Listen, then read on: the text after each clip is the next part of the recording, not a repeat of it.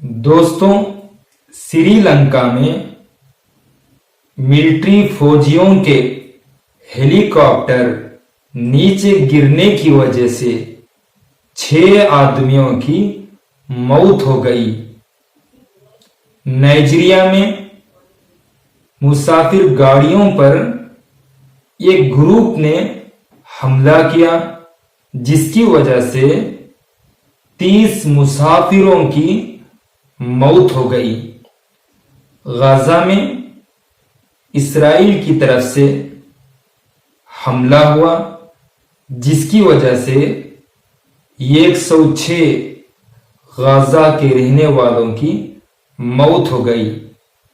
Gaza में Hamas की तरफ से इसराइल के मिलिट्री फौजियों पर हमला हुआ, जिसकी वजह से 2 इसराइल के मिलिट्रियों की मौत हो गई।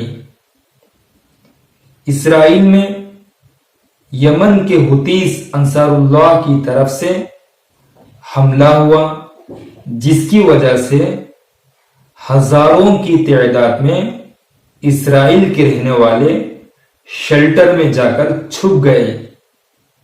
दोस्तों, अगर आपको मेरे इस न्यूज़ बोलने का अंदाज पसंद आया हो तो हमारे इस आसान न्यूज़ चैनल को सब्सक्राइब करके जुड़ सकते हैं।